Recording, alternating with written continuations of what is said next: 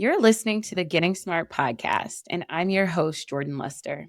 At Getting Smart, we're always thinking about what lies ahead in education innovation. We're genuinely interested in exploring how human centered AI and emerging technologies can enhance learning. But as a former early childhood educator with over a decade of experience and now a mom to a kindergartner, I'm also deeply curious about the foundational elements of learning that stand the test of time. How do relationships, connection, and a sense of belonging shape a child's ability to learn? And in the rapidly evolving AI world, how can we ensure that education remains deeply human at its core? I'm excited to be joined today by Isabelle Hau, Executive Director of the Stanford Accelerator for Learning and author of Love to Learn. Isabelle's work challenges us to think beyond traditional measures of success, advocating for a shift from child centered education to relationship centered learning. I'm looking forward to digging into her thoughts on relational intelligence, what it means, why it matters, and how we can foster it in schools and at home. We'll also explore the intersection of AI and relationships in learning. Can technology ever truly support human connection? And what does it mean to build relationally responsible tech? There's so much to unpack here, and I can't wait to dive into this conversation. How are you doing today, Isabelle? I'm doing really well, and what a beautiful introduction, Jordan, and also such a joy to be together, given your deep knowledge of the early years. I'm really excited to be with you. Thank you. Likewise. I've had the opportunity of reading your bio, and you have such an extensive and unique career journey from leading investments in education at Imaginable Futures to now driving research and innovation at Stanford. I'm interested, because I'm sure that you've seen firsthand what truly transforms learning. How did these experiences shape the ideas in Love to Learn? And were there any moments or, pivotal experiences that shifted your thinking on the importance of relationships in education that inspired you to write this book? Let me actually speak about something else which really led to me writing this book and being actually quite concerned, may I say, Jordan, about what is happening and what may actually not be visible. So relationships are something that all of us really understand and think that we know well. It's very intuitive, very human. Yet, and this was back at the beginning of COVID, I had the opportunity to meet with an amazing researcher colleague named Dani Dumitriou, who works at Columbia University. And she was studying a cohort of moms with babies at the Morgan Stanley Hospital in New York City. So mind you, this was the beginning of COVID in New York City. So really, really very stressful times in Big Apple at the time. But the data that she was sharing with me were deeply, deeply concerning. So she had only 20% of the cohort of moms that were enrolled in that hospital had a strong emotional connection between mom and baby. So meaning 80% didn't. Mm. And I was, wow, this is really, really concerning. 80% of moms do not have a strong emotional connection. Okay, well, I'm like, maybe this is because we are in this very unusual time where we are all under massive stress, not knowing what's going on, and sirens are around us. And anyway, but then she showed another stat that was pre-COVID, where she showed that only 40% of moms had a strong emotional connection with their little one, even before the pandemic. And that's really that stat that led me to dig more into what was going on. Because if we knew before COVID that 60% of moms in New York City don't have a strong emotional connection, what does that mean societally? Why do we even, why don't we focus on this very strong notion that relationships that are so human for all of us yet are deteriorating for a number of reasons that none of us controls, but how can we pay more attention to this? Yeah. No, that is alarming and concerning. When you said, "Oh, this was during the pandemic," I initially am thinking of all of the contributing factors from the pandemic, but having that research prior to that, suggests the same thing, that's definitely a cause for concern. I know that your book, it advocates for this shift from the child-centered education, like just bringing this back into education to more relationship-centered learning and and focusing on relational intelligence over GPA and over IQ. So can you just elaborate a little bit more on what relational intelligence entails and how it can be fostered in educational settings, but also at home? Yeah, I think for all of us, and certainly starting with me, when I think about human intelligence, I think about IQ. But I think most of us think first and foremost about when we think about human intelligence. And that notion of IQ or cognitive intelligence has been translated so much in our education systems. That's what we are measuring success, through GPA or academic. In most forms of academic success are very cognitive based.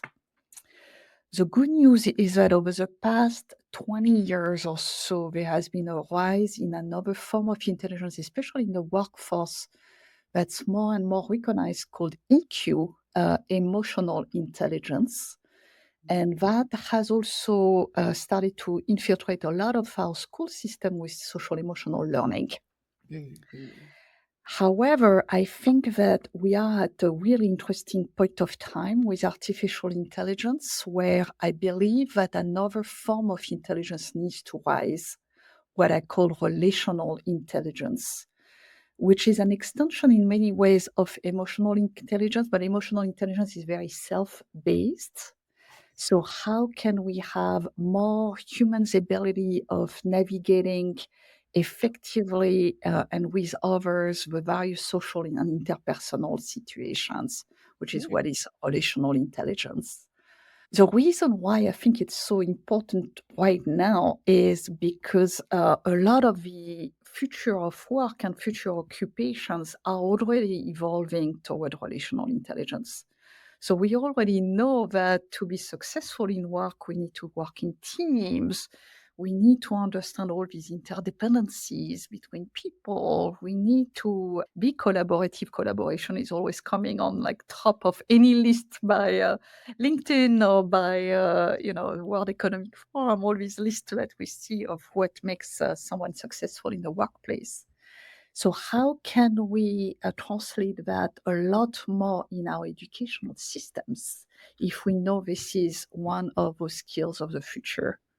mm, And by the way, one more thing is AI will impact massively what has been traditionally cognitive intelligence and emotional intelligence because AI is really, really good at a lot of the cognitive pieces of what has made human intelligence.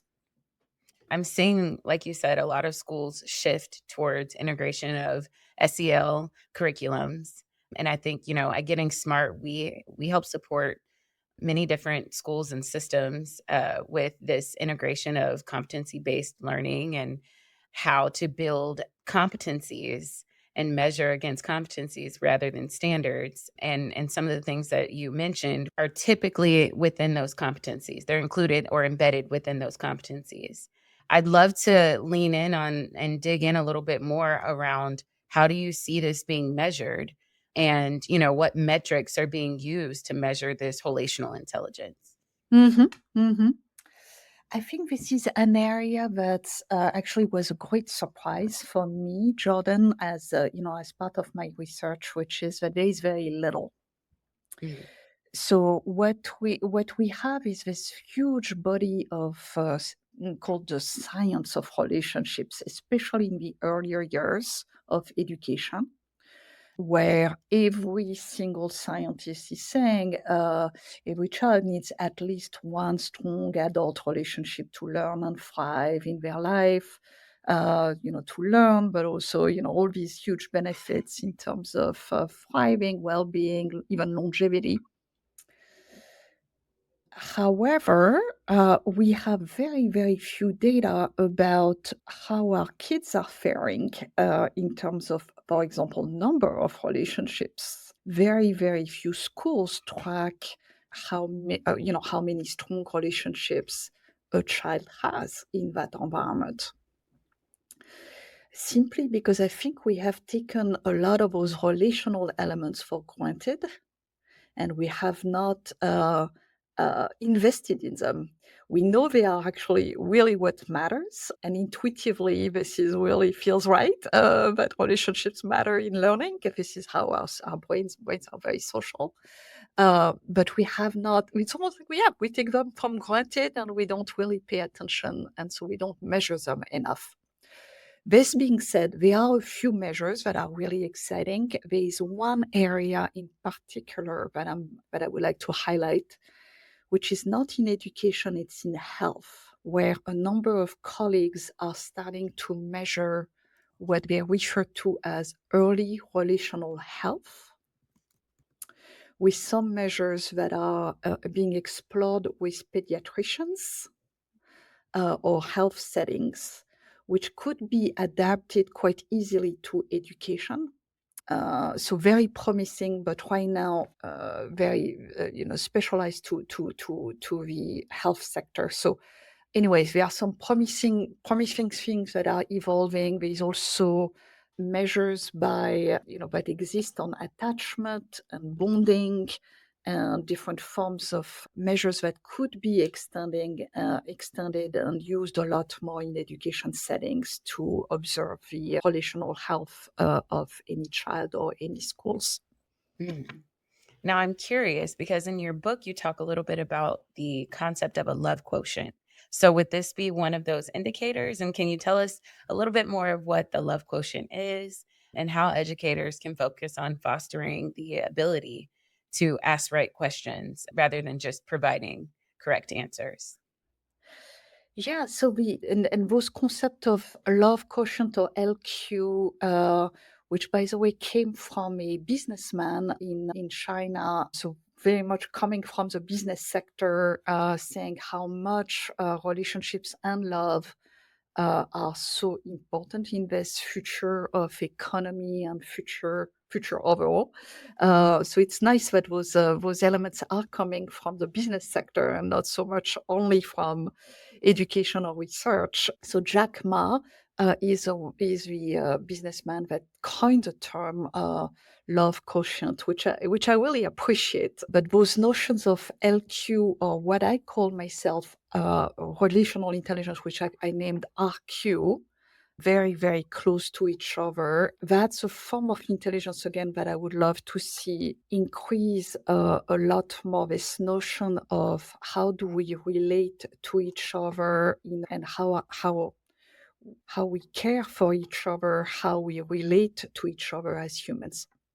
Just to give a little bit of context, a lot of my teaching experience was working within communities that were historically marginalized and have extremely diverse populations. And so I am really interested in, I guess, understanding the alignment of culturally responsive relationship building to what it is that you just described within the love quotient and also just relationship building period as educators. Is that something that's touched on a little bit in your book, or is that something that you can speak to a little bit just around like culturally responsive relationship building?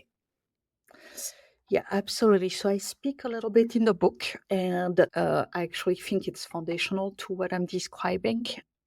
By the way, this concept of love in education is not a new concept. It's one that the cultural relevant movement has been advocating for a long time. This is also one that I find is not only transcending a lot of cultures, but also a lot of religions and faiths. It's, this concept of love is universal. It's what makes us human. So, absolutely, the culturally responsive movement in education, the positive relationship movement, all these are very much foundational to what I'm describing. Mm, okay.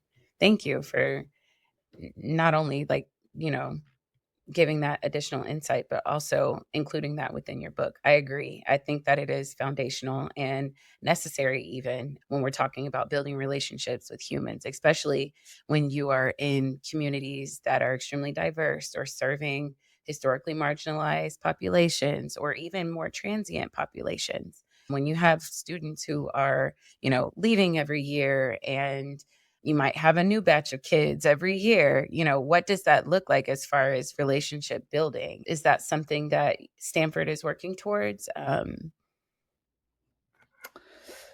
It's not one that is discussed a lot. However, this notion of teachers as relational agents, or as I call them in the book, relational brain builders, is very intuitive to any educator. Any educator that I meet, and I meet a lot of them all the time, are all relational. I have yet not to meet one who is not relational.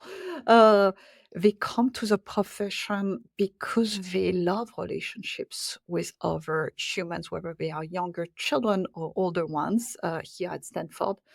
And they stay in the profession because of those this relational element. This is what educators love, is this relational piece.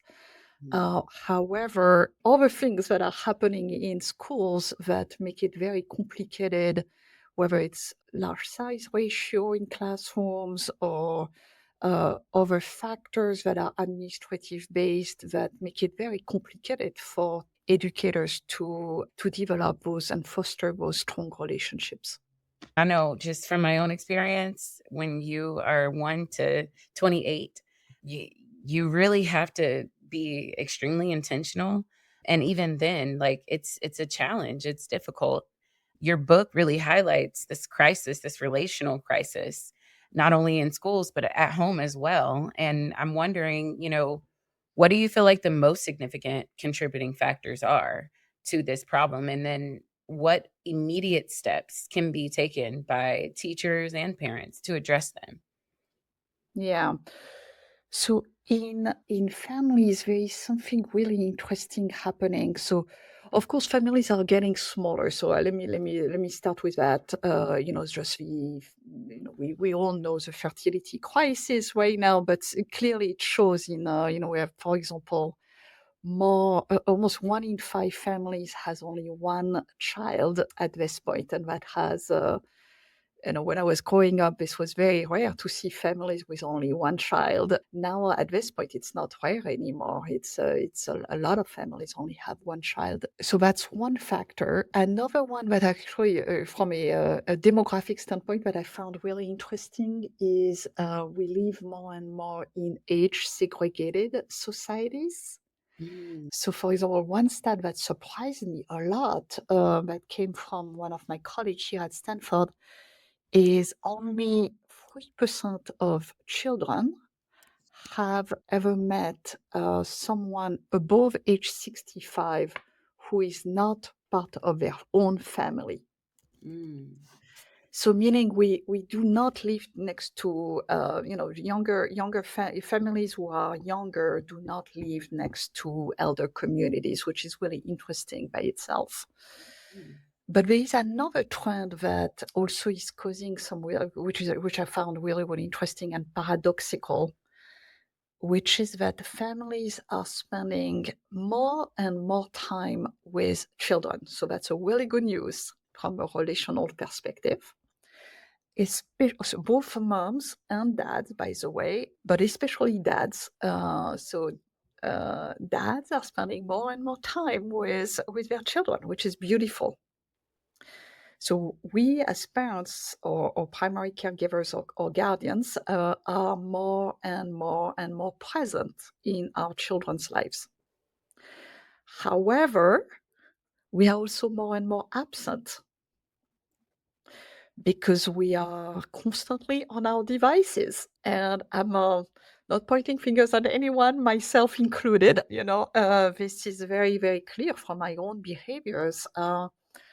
I was checking a recent stat that shows that for 2024, we had any American was picking up their phone 205 times a day. And I would encourage any listener to actually check their device and see what their stats were.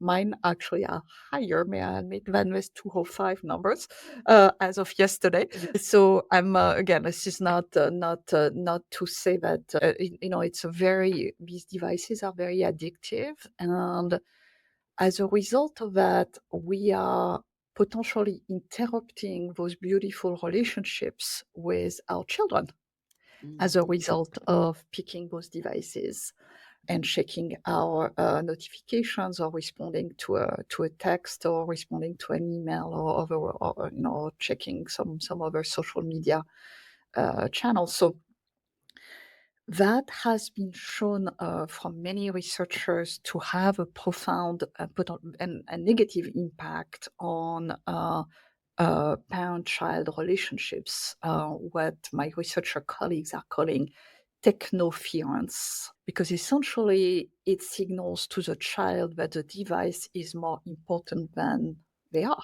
And so, in addition to obviously the modeling to the child of how a parent use their device, so that's really interesting as a broader societal phenomenon, more present but more absent in our children's lives. Yeah. No, like you said, I can definitely relate, especially when you are working all day and your kids finally come home and then you're looking at your phone for the first time and you're going through all the texts. It can be difficult, but I want to go back to some of the other factors that you mentioned around just large class sizes and age segregation, and then just kind of that piece around emotionally absent parents. And I want to talk about school models that are, right now, I'm doing a lot of work with micro schools. And for those who are new to this conversation, micro schools are just simply small, nimble learning environments that allow for more personalized learning for learners. So, in these micro schools, for example, at the Morgan Oliver School in Atlanta, Georgia, it's a K-7 school for now. They offer extremely small class sizes and very personalized learning options. There are mixed age groups, and the school is this community based model that invites in community members to provide either like ancillary services or extracurricular opportunities for students. They invite in families to come in and read. They invite in, local restaurant owners to come in and do demonstrations. They invite in just different members within the community as stakeholders. And I know in your book you talk about, these learning hubs and schools being just that. And as I heard you list out all of these significant contributing factors to this crisis, I just couldn't help in the back of my head. And maybe it's because micro schools are always at top of mind for me, but I couldn't help but think about micro schools as, a solution to this within education and allowing for, like it's a small, nimble environment, but it mitigates a lot of this. Am I on the right track? Yeah, I love everything you're saying, Jordan, because micro schools are one of those exemplars of relational hubs for sure. I speak in the book about one that I really love is Wildflower Montessori. That's a set of micro schools that are one classroom concept where the teacher is also the administrator of that school, and small class sizes, very close to the community, very open doors for parents and other community members. So that's one model that I love. Another one that I absolutely adore is in Washington, D.C., BRIA PCS. PCS stands for Public Charter School, that has what we call a two-generation approach, where they provide early childhood education for the little ones. And then they also offer classes for adults. So parents and guardians can come on site and take classes, whether they are for English language learning if a parent doesn't speak English, or it could be vocational training, GED classes, and some form of workforce training as well. Mm. What it does is something quite magical, because parents actually are coming on site and meeting other parents. So you have naturally the bonding and fostering of a community among parents, and then parents are also meeting the teachers and also getting more involved in their child education as a result. So that's a beautiful model. One that I would love to see more of, this combination of also offerings for parents to be also bettering themselves in addition to their child's education. I could go on a tangent about micro schools, clearly, but I did want to highlight them as, small schools being one of the solutions in mitigating, some of those factors that you highlighted. And Jordan, thinking about relationships among, so often we think about the teacher-child relationship in a school context, but also thinking about, here we are discussing potentially parent-to-parent relationships in both advocacy or vocational training opportunities that some of those schools are providing, or teacher-parent, and even I would go as far as saying child-to-child also. Anyway, all these different types of relationships that need to be fostered, and of course the community at large, with your great example about restaurant owners coming on site and sharing about their work. I mean, those are beautiful examples of how to open schools to become really more community centered and facilitating different generations, different people to contribute to the education of our little ones. Yes. Really quick, I want to tie this back into just technology and AI. While we have several, district leaders and school leaders who are trying to find that balance and between technology integration and, building relational responsible, building relationships. So when your book is referring to like relationally responsible tech, can you describe what that looks like in practice, like relationally responsible tech, and what steps can be taken to really promote the development and adoption of this type of technology? Let me maybe start by saying something very obvious to all the listeners. I mean, technology can be a force for good or not. So a lot of the technology can be augmenting our human connections, but we need to be a lot more intentional about it. So let me give a very, very practical example.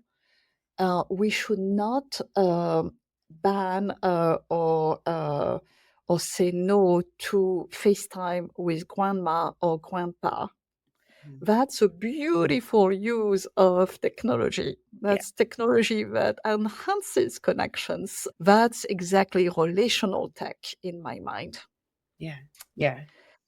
However, there are lots of uses of technology that are not good from a relationships perspective, that are actually further isolating our kids. And those are ones that I'm more concerned about. And some of my colleagues, including Kathy Hirsch-Pasek, has studied a number of educational apps and showed that 90% of those actually are not Mm. responsible relational tech. They are what I call in the book junk tech. So we have a lot of work that we all need to do to move toward more relational technology and ensuring that there is a lot more intentionality about augmenting, using technology to augment our human connections. I know we're almost at time, but I'd love if you could share maybe a list of some of those tools that are in that 10% that maybe teachers and educators and district leaders out there can consider adopting, or in place of some of those, you know, some of those technologies that are not relational. You call them junk technologies, right? Yes, junk tech, like a little bit like junk food, Yes, yes, You yes. can eat a little bit of junk tech, but not junk food. Yeah, there are some really interesting use of technology. Let me give one example that we are studying at Stanford. We call it the Google Glass project, and those are specialized glasses that a child can wear to detect emotions. And those are particularly helpful for children who are on the autism spectrum, who have a harder time to read emotions from the person across from them. So those are, just one really interesting use of technology that actually enhances human connections.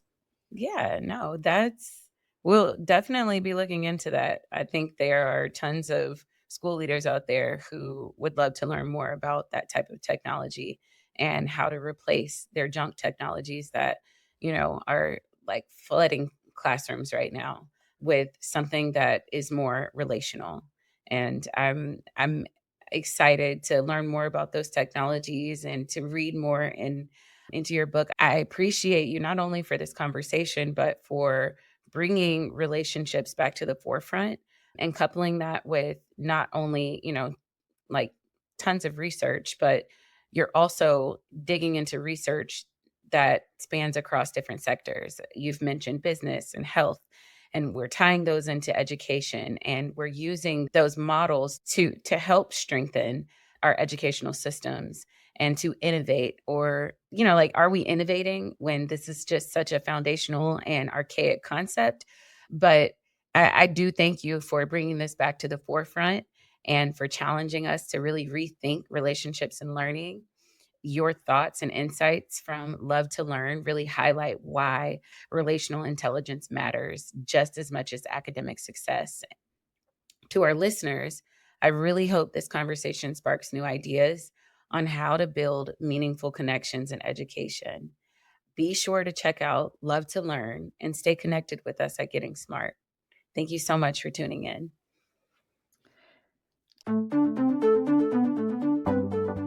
Thanks for tuning in to the Getting Smart podcast today. We want this podcast to be actionable, insightful, and a great way to learn about what's next in learning. In order to stay on the cutting edge, we need people in the field to tell us what they're hearing, what they're wanting, and what they're needing to learn more about. Got a topic or a guest in mind? Send your recommendations to me, Mason at gettingsmart.com. And if you like what you're hearing, don't forget to leave a review in Apple Podcasts or subscribe wherever you listen. Feel free to share the podcast on social media using the hashtag GSPodcasts. Thanks so much.